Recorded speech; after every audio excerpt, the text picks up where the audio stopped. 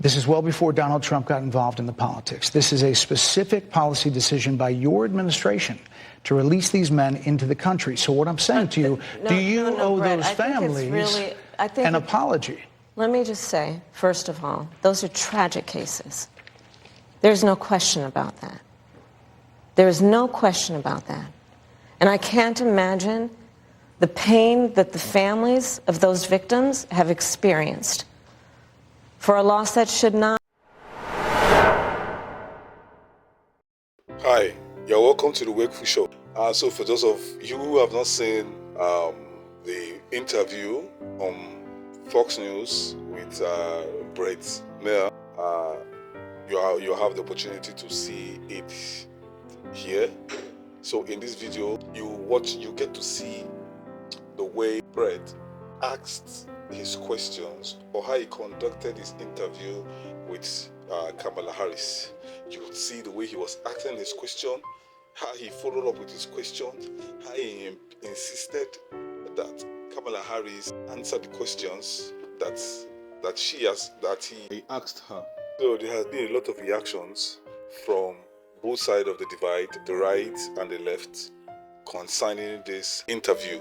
Some were happy at the way Kamala Harris was being questioned, while on the left they were angry and they were unhappy by the way Brett questioned and made Kamala Harris look unprepared for the interview. So without wasting so much time, we're going to go right straight into the video. But before we do that, if this is the first time you are watching my video, please I urge you to like, share and subscribe to this channel. Help us spread this message to get more people to get to watch our video. So let's go and see the way Kamala Harris was questioned and how she reacted.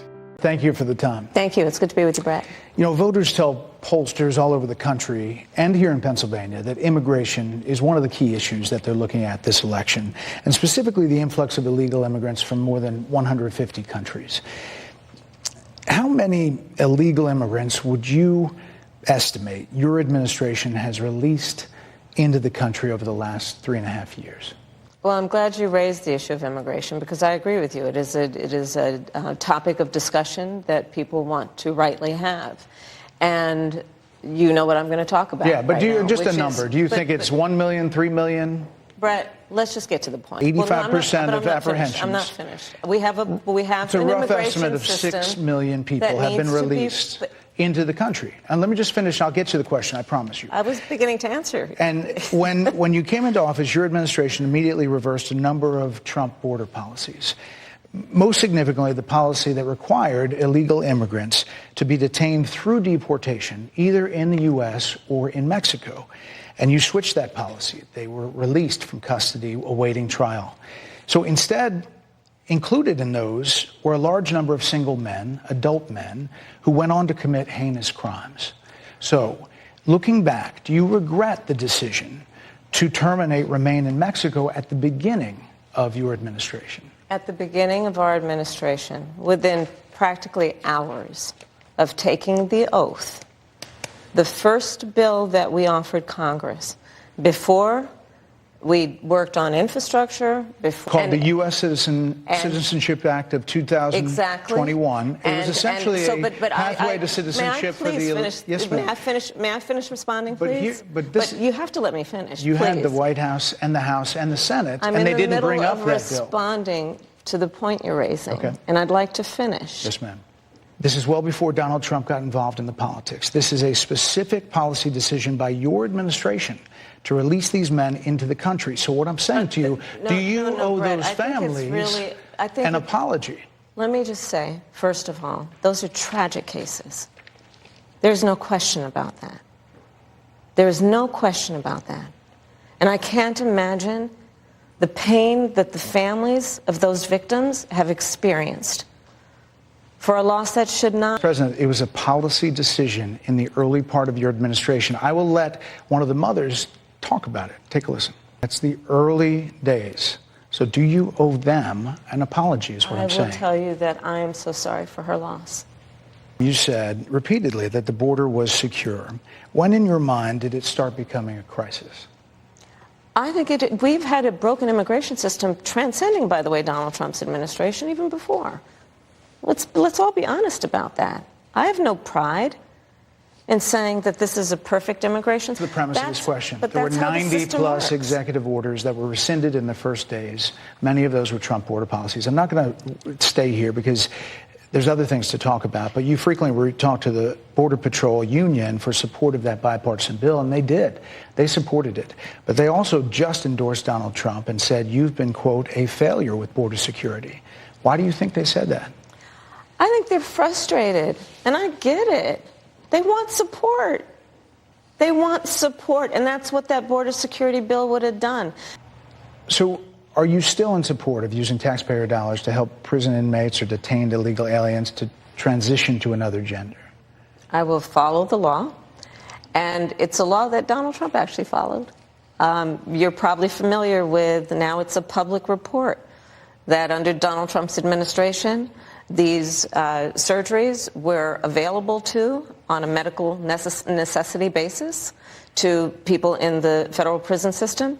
And the Trump aides say that he never advocated for that prison policy and no gender transition surgeries you know what, you got to happened take during responsible for what his happened in your presidency. administration. Yeah, no surgeries happened in this presidency. It's in so black and white. Would you still advocate for using taxpayer dollars for gender reassessment surgeries? I will follow the law, just as I think Donald Trump would say he did. You would have a say as president. Like I said, I think he spent $20 million on those ads. You said in 2019 when you first ran for president. And there have been changes, and you've talked about some of them. When it comes to immigration, you supported allowing immigrants in the country illegally to apply for driver's license, to qualify for free tuition at universities, to be enrolled in free health care. Do you still support those things? Listen, that was 5 years ago, and I'm very clear that I will follow the law. I have made that statement over and over again, and as Vice President of the United States, that's exactly what I've done, not to mention. You chose a running mate, Tim Walz, governor of Minnesota, who signed those very things into state law. So do you support that? We are very clear, and I am very clear, as is Tim Walz, that we must support and enforce federal law.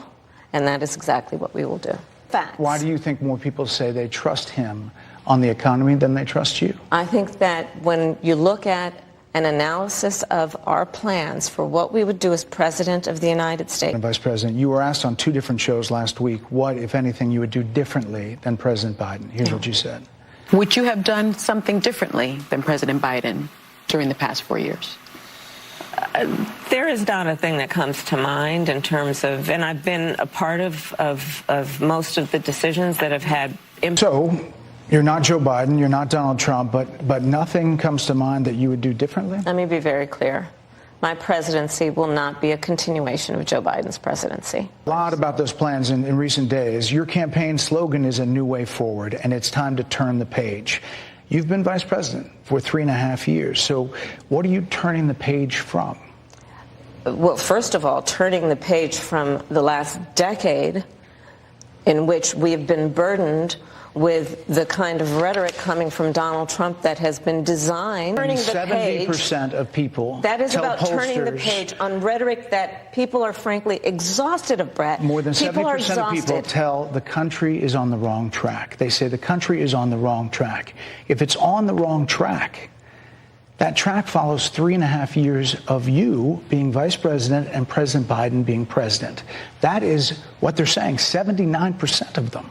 Why are they saying that? If you're turning the page, you've been in office for 3.5 years. And Donald Trump has been running for office. But you've been the person holding. You and I both know what I'm talking about. I actually don't. What are you talking about? What I'm talking about is that over the last decade, but people you're the have lever become. Of power. But listen, over the last decade, it is clear to me, and certainly the Republicans who are on stage with me, the former chief of staff to the president, Donald Trump, former defense secretaries, national security advisor, and his vice president, one, that he is unfit to serve, that he is unstable, that he is dangerous, and that people are exhausted If that's the case, why is half the country supporting him? Why is he beating you in a lot of swing states? Why, if he's as bad as you say, that half of this country is now supporting this person who could be the 47th president of the United States? Why is that happening? This is an election for president of the United States. It's not supposed to be easy. I know, but it's not supposed to be. It is not supposed to be a cakewalk for anyone. So are they misguided, the 50%? Listen, are they stupid? What is it? I would never say that about the American people. And in fact, if you listen to Donald Trump, if you watch any of his rallies, he's the one who tends to demean and belittle and diminish the American people. To the former president today, Harris Faulkner had a town hall, and this is how he responded. I heard about that. They were saying I was like threatening. I'm not threatening anybody. They're the ones doing the threatening. They do phony investigations. I've been investigated more than Alphonse Capone. He was the greatest gangster. No, it's true. No, but think of it. It's called weaponization of government. It's a terrible thing. So, Brett, I'm sorry, and with all due respect, that clip was not what he has been saying about the enemy within that he has repeated when he's speaking about the American people. That's not what you just showed. Well, he was asked about that specific... No, that's not what you just showed. In all fairness and respect to you, that was the question that we asked him. You didn't show that, and here's the bottom line. He has repeated it many times, and you and I both know that. And he's quoted in the Bob Woodward book that way, yes. Let me ask you this, Madam Vice President. You call Donald Trump... The significance of that. You call Donald Trump... he's misguided. You say now he's unstable. He is unstable, Brett. He's not well. You say he's mentally not stable. He's not stable. Let me ask you this. You told many interviewers that Joe Biden was on his game, that ran around circles on his staff. When did you first notice that President Biden's mental faculties appeared diminished? Joe Biden, I have watched from the Oval Office to the Situation Room. And he has the judgment and the experience to do exactly what he has done in making very important decisions on behalf of the American people. There were no concerns raised? Brett, Joe Biden is not on the ballot. I understand. And Donald Trump but is. You talked about it. And Donald Trump After George Clooney said within a few minutes of talking to President Biden at a fundraiser that he thought this was not the same Joe Biden that we saw on the debate stage. Donald Trump is on the ballot. I understand. You met with him at least once a week for 3.5 years. You didn't have any concerns? I think the American people have a concern about Donald Trump, which is why the people who know him best, including leaders of our national security, were asked on 60 Minutes about the biggest threat that the world faces, that the U.S. faces. This is what you said. Which foreign country do you consider to be our greatest adversary? I think there's an obvious one in mind, which is Iran. Iran has... Experts thought you would say China. The FBI director had said that. But you said Iran. If that's the case, what do you say to critics who look at the actions of your administration and say you're not acting like Iran is the #1 threat? Well, I will tell you most recently, whether it was in April or in October, and then several hours on each occasion that Iran posed a threat to Israel. I was there, most recently in the Situation Room, in the most recent attack, working with the heads of our military and doing what America must always do. Say that you either relaxed or failed to enforce sanctions on Iran, allowing all of this money to flow into Iran, like billions. Let's go back to Donald Trump, who pulled out of a deal that would have actually put Iran in check. The estimates in billions. It was during Donald Trump's administration that Iran regime that we had an American military base that was attacked, where American soldiers suffered traumatic brain injuries, and Donald Trump dismissed them as headaches, not to mention how Donald Trump has treated and talked about America's military and military service people, calling them suckers and losers, Hamas, has diminished the significance. We're talking over each other. I apologize. I would like that we would have a conversation that is grounded in full assessment of the facts, which includes, I think this interview is supposed to be about the choices that your viewers should be presented about this election, and the contrast is important. Yes, ma'am. And on that, critics they feel who look at what the administration did and say and think differently. Madam Vice President, they're wrapping me very hard here. I hope you got to say what you wanted to say about Donald Trump. There are a lot of things There's more to say. I have much more to say, there are a lot of actually. things that people want to learn about you and your policies, Yes. and that's why we I invite you everyone here. to go to KamalaHarris.com, and you will see that I have 80 pages of policies that are quite comprehensive and should be accessible to anyone who would like to read them. And it includes what I intend to do about affordable housing, what I intend to do about small businesses, what I do And that's why intend we to do to invited you strengthen our here, economy, to see where you were in 2019 and where you are now. support America's military and ensure we have the most lethal and best fighting force in the world. Madam Vice President, And they're giving me a hard rap Well, here. I thank you for the time. I thank you for the time. It's good to meet you. Thank you very much. Thank you. This is how an interview should be. This is how Donald Trump has been questioned in any network that he has gone to. Trump is never been asked a soft question. He's always been asked difficult questions that will make him get uncomfortable, that will make him stutter or think of what to say. That has always been the pattern. Whenever he goes to any of this left-leaning network, he don't try to be fair. They are never fair with Trump. They ask their question the way they want him to answer, and if he doesn't answer, the next news cycle will be about that moment. But now you can see that when it comes to the case of Kamala, it's always different.